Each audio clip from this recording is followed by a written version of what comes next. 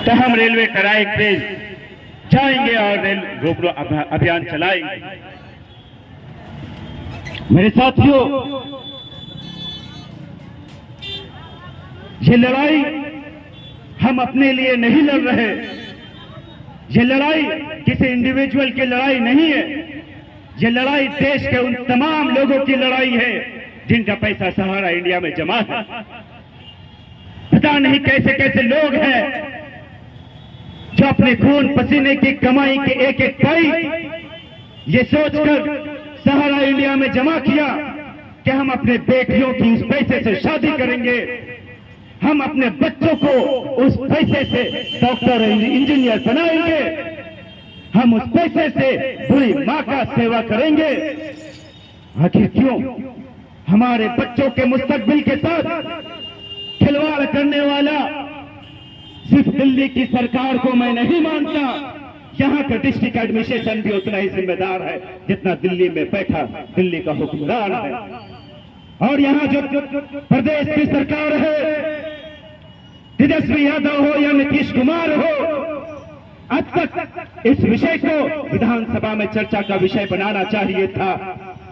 अब तक इस मुद्दे को बिहार के कोने कोने में गूंजना चाहिए था। अब तक देश के आवाम को सड़कों पर उतरकर आंदोलन कर देना चाहिए था। लेकिन हम कहाँ हैं? मेरे नवादा के वासियों, ये पैसा आपका है, आपको अपने अधिकार की लड़ाई लड़नी पड़ेगी। जब तक आप अपने अधिकार की लड़ाई नहीं लड़ेंगे तब तक ये सोया हुआ सिस्टम कभी नहीं जागने वाला। याद रखिए, जब हिंदुस्तान अंग्रेजी हुकूमत के गुलामी के जंजीरों से बंधा हुआ था, तब एक शख्स उठा और दांडी मार्च निकाला। तब देश का हर एक शख्स महात्मा गांधी के साथ शाना बशाना खड़ा था। और यकीन मानिए, जब देश के लोगों ने चंपारण से वो सत्याग्रह शुरू किया तो अंग्रेजों के पांव तले जमीन निकल गई थी। आज वो ये दौर फिर से है। ये जो दिल्ली में सरकार बैठी है, ये किसी अंग्रेजी हुकूमत, जालिम हुकूमत से कम नहीं। आखिर क्यों नहीं? तुम गरीब बेवाओं की आवाज क्यों नहीं सुनते? तुम कहते हो सबका साथ सबका विकास, तुम नारा देते हो, महिलाओं के सम्मान की बात करते हो। यहाँ हमारे देश की माएं बहनें, इसी भारत मां की बेटी यहाँ धरने पे भूख हड़ताल पे बैठी है, लेकिन डीएम को शर्म नहीं आती क्या? और यहाँ आकर हमसे बात करे। आखिर क्या वजह है? आपने यूपीएससी क्वालिफाई किया, मैं भी इंजीनियर हूँ, हमें भी पता है कि union public service commission of India क्या होती है। यूपीएससी करके आपने इस पद को पाया है, आपने शपथ लिया होगा कि हम जनता के लिए काम करेंगे, ना कि सत्ता में बैठे हुकूमत के लिए। अगर आप जनता के नहीं सुन सकते तो मुझे लगता है कि आपको उस कुर्सी पे बैठने का कोई अधिकार नहीं, आपको रिजिग्नेशन मार देना चाहिए। मेरे साथियों, यहाँ हम सभी बैठे हैं, हम अपना ही पैसा देकर आज यहाँ भूख हड़ताल पे बैठे हैं। हम आपसे कोई भीख नहीं मांग रहे हैं। और मैं डीएम साहब को यह भी कहना चाहता हूं कि हम अलीगढ़ वालों के डीएनए में एक बात है कि खैरात में मिले जिंदगी हमें अच्छी नहीं लगती, हम अपने गमों में भी रहते हैं नवाबों की तरह। तो डीएम साहब, ये जो देश की जनता है ये किसी नवाबों से कम नहीं है। चाहे आप डीएम कुर्सी पे हो, चाहे नरेंद्र मोदी दिल्ली में बैठा ही क्यों ना हो, ये देश की जनता के बदौलत आपको कुर्सी मिली। इस कुर्सी के गरिमा को बचाइए, आप आइए, हमसे बात कीजिए, हम आपके अपने हैं, हम आपको सीने से लगाने को तैयार हैं, लेकिन हमारी सुनिए तो सही।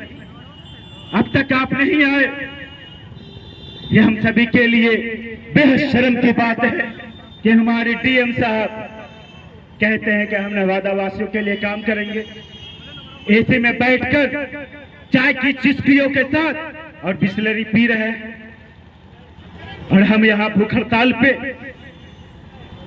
ये इंसाफ है। और याद रखिए डीएम साहब और यहाँ के जो विधायक हैं, या सांसद है, मैं उन लोगों से भी कह देना चाहता हूं, चाहे वीपा देवी हो, चाहे चंदन सिंह हो, चाहे कोई भी विधानसभा का विधायक हो, उन सबको मैं ये कह रहा हूं क्या आप अपने विधानसभा में जाइए, आप विधानसभा में सहारा इंडिया के मुद्दा को मजबूती के साथ उठाइए। अगर आप ये नहीं कर सकते तो 24 के बाद भी विधानसभा का चुनाव है, हम एक एक वोट का हिसाब आपसे लेंगे और अपने वोट की ताकत को दिखा देंगे कि हम अगर आपको विधायक बना सकते हैं तो हम उस पद से आपको हटाना भी जानते हैं। मेरे साथियों,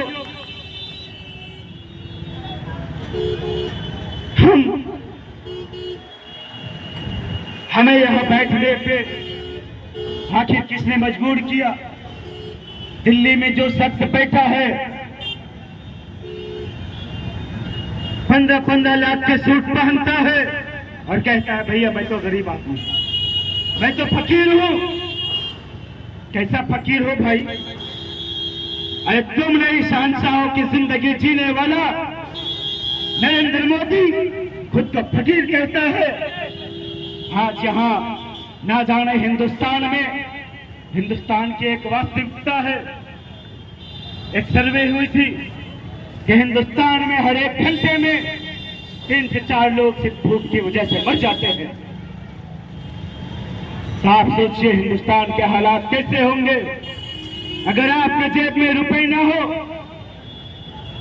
तो आप अपने बच्चों को न शिक्षा दे सकते हैं और ना अपने बच्चों को अच्छी रोजगार दिला सकते हैं, ना उनको खाना दे सकते हैं। तो आप सोचिए कि जो सहारा के कर्मचारियों के ऊपर मानसिक तनाव है, अगर कितने हमारे साथी हैं जो आत्महत्या कर चुके हैं, कितने ऐसे पीड़ित परिवार हैं जो सहारा इंडिया में अपना पैसा देकर अब सुसाइड करने पे मजबूर है, जो लोग सुसाइड कर चुके हैं, जितने लोगों ने आत्महत्या किया है, क्या इनके जानों की कीमत की जिम्मेदार डिस्ट्रिक्ट एडमिनिस्ट्रेशन नरेंद्र मोदी लेगा? और मुझे तो इस देश का सिस्टम ही समझ में नहीं आता, पता नहीं आंखों पे पट्टियां बंधी है। और यकीन मानिए जिस मुल्क में इंसाफ नहीं मिलता, जो सरकारें इंसाफ नहीं करती, जो सिस्टम अपने अवाम के साथ, अपने मुल्क के लोगों के साथ, उस कौम के साथ अगर इंसाफ नहीं कर सकती, तो मुझे लगता है कि ऐसे सरकार की कोई जरूरत नहीं है। मुझे लगता है कि ऐसे निकम्मी सरकार को अपने पद से इस्तीफा दे देना चाहिए।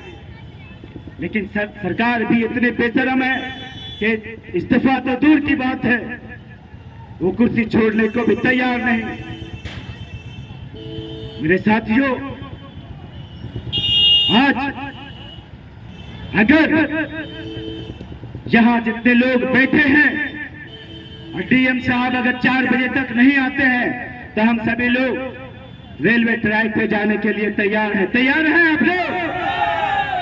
इसका जिम्मेदार डिस्ट्रिक्ट एडमिनिस्ट्रेशन होगा। मैं बार बार कह रहा हूं कि जिला प्रशासन अगर मेरी आवाज सुन रहा हो तो वह आए और 4 बजे तक हमसे कम्युनिकेट करे और हमारे प्रॉब्लम्स को सुने और हमारी बात देश के जो हमारे सुप्रीमो है उन तक हमारा मेमोरेंडम पहुंचाने का काम करे और हमारी आवाज बने, क्योंकि हम आपके हैं, आप हमारे लिए बैठे हैं। यह आपकी जिम्मेदारी है कि आप हमारी बात को president of India, chief justice of India तक पहुंचाए। आप एक मीडियम है, इसलिए हम आपके यहाँ डिस्ट्रिक्ट कलेक्ट्रेट के पास बैठे हैं ताकि आप हमारी आवाज को आगे बढ़ाएं। अगर आप सक्षम नहीं है तो आप कह दीजिए कि भाई हमसे नहीं होगा, फिर हम देख लेंगे कि हमें क्या करना है।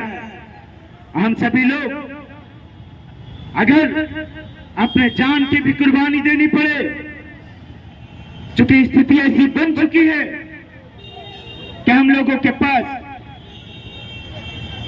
इच्छा मृत्यु के अलावा कोई अब विकल्प भी नहीं। तो हम न्यायपालिका से भी यही कहेंगे कि भैया हमें इच्छा मृत्यु की परमिशन दे दी जाए। हम नहीं रहना चाहते इतने दबाव में, इतना मेंटली प्रेशर में सहारा इंडिया के कर्मचारी आ चुके हैं कि वो एक एक कर आत्महत्या करने पर मजबूर हो चुके हैं।